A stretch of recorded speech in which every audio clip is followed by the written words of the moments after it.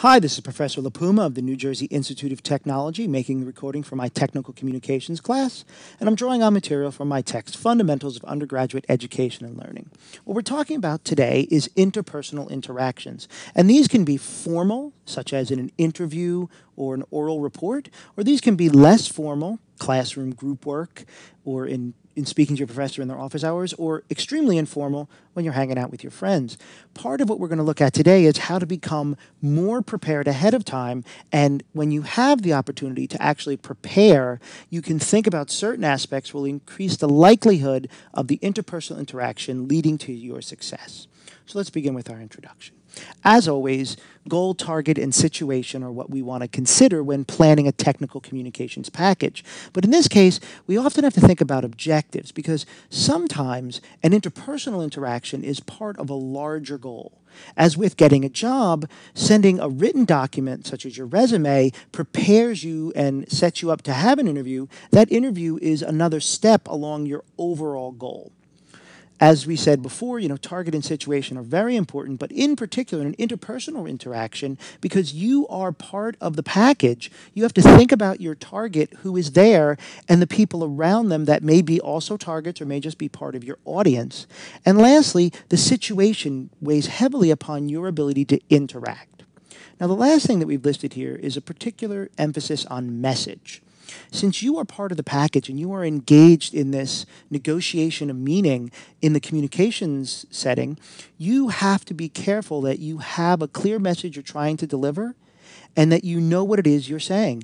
Many times, especially in interpersonal interactions, a message is sent unconsciously or by things you do not intend. It's not just what you say, but how you say it. And how you say it is not just tone of voice, but also gestures and other body language. And so all of these become extremely important in the interpersonal interaction where you're interfacing with someone and they take in more than just your words from a written page. They also take in many more things in this dynamic situation.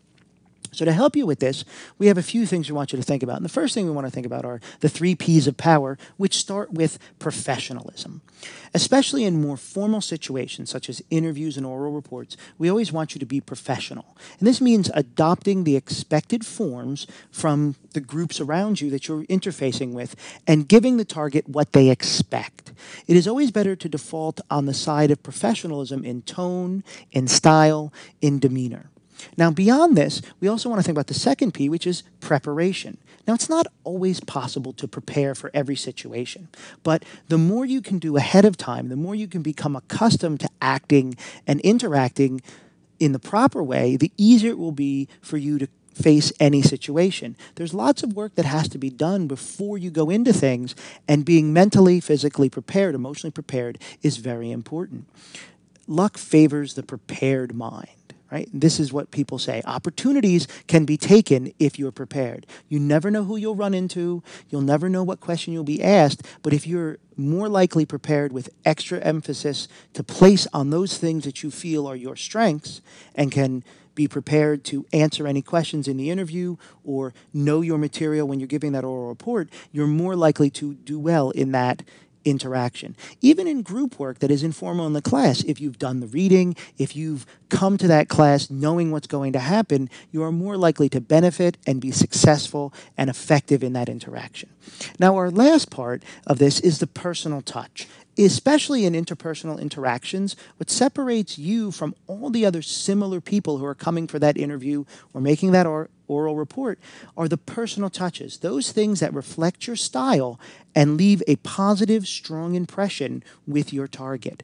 That is perhaps one of the most difficult things for us to plan on because I cannot tell you what makes the personal touch for you. Another part of personal touch has to do with being able to understand what's going on in the situation and react to it appropriately and effectively. One of the things you really have to consider, especially in a large group interaction, is understanding who are the players there so that as you are professional and prepared and do your personal touch, as you engage in this interpersonal interaction, you know who the person is that you really want to talk to. And so that brings us to our next topic, which is the people you meet, the people you come into contact with. And though there's lots of different ways to break this down, in Chapter 6 of my text, we talk about leadership and skills. And one of the aspects of that really talks about these 4 different groups. There's leaders, there's followers, there's bystanders, and then there's others. And being able to quickly understand who's leading, who's following, who's standing on the sides, and people who are connected but involved differently are very important. So for us, the leaders are the ones who are responsible for accomplishing the goal. They're the ones who usually have the power and authority, and most of the times that will be your target. If you can convince the leader, everyone else will usually become involved. Now, the next one are the followers. And this doesn't mean necessarily that it's because someone's a follower that they're not your target, but oftentimes followers tend to look to someone else for guidance about decisions to make. And in an interaction, it's very important for you to be able to distinguish who the followers are and what it is they're following. Are they following a set of rules, a script, one person in the group that they look to for guidance? And this clearly helps you know who you should direct your efforts at when you're trying to convince, when you're trying to inform.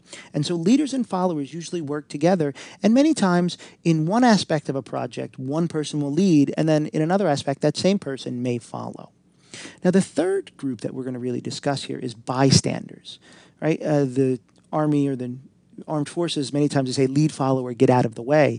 And it's not ever really that simple. Many times there are people that are in the place, but they're not involved in either the decision-making process or not actively engaged in seeking the goal. And so they're bystanders. As the leader of a group, many times you want to bring those bystanders in. But for you as a communicator, you have to make sure that if they're not involved in your process, if they're standing by, if they're on the sidelines, that though you may want to engage with them somewhat, you don't want to put too much effort into those people. Now, the last thing I want to put in is there's always others to consider. I can't say that everyone is a leader, a follower, or a bystander because sometimes there's judges who are intentionally removed from the situation. There are teammates of your own, or there are other competitors on the side who are fighting with you. And so many times as you look at the group you're interacting with, being able to label and identify their position, their interest, their goals, and their level of participation will help you better understand who to focus your efforts on as you interact. Now, I'd like to take a minute and talk specifically about making presentations, and we're going to talk about the 3 C's of presentations. And for us, as you interact with other people, many times you're not always completely connected to them. And so the first thing we want you to think about is be composed. Many people do not like public speaking. There's a survey done that said more people are afraid of public speaking than afraid of death. And it's because you only die once, but you can be made to public speak every day.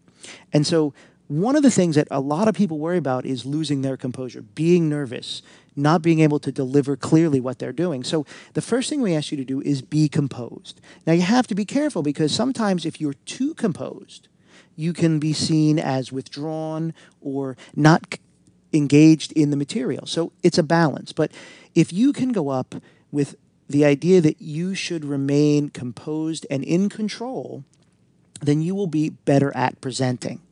Now, the next thing we want to really talk about is this idea of confidence. And confidence and composure work together. When we discuss confidence, what we're really talking about is that you are confident in your abilities to present, confident in the material you're talking about, and confident that you have created a package which does for the target in the situation you find yourself what it is supposed to do. And the more you can do ahead of time to prepare for this such that you are able to identify your goal, target, and situation, the more easily you'll be able to gain confidence in what you do. Again, a lot of times people come across as confident because they have composure. And the more composure you show usually relates to the fact that you are confident in your material. And so these two things work together. Now, the last thing we want to talk about is this idea of connections. And one of the most important things in an oral report is for you, as the communicator, to realize that you're in control. You know what is coming, you know who is there, and it is your opportunity. Many times, students are particularly concerned of the risk of failure. Rather than see the oral report as an opportunity for success, an opportunity to connect what they have done and what they know to the audience or the target that is out there so that they can then see it and learn from it. They see it as a risk of failing, that whatever they do, they'll not do well enough and they'll be judged. So we want you to realize that the connection you have between your material and how that you know it, and that you have this confidence and strength in what you do, the better your report will be. This idea of connection helps you see that you're building a bridge between what you know and want to present to the group and that group that you're trying to present to. You're bringing them together. You're the tour guide through your report, through the interview. And so even though you may be answering questions, because you've prepared and because you know your material, you'll be able to do better. Thank you.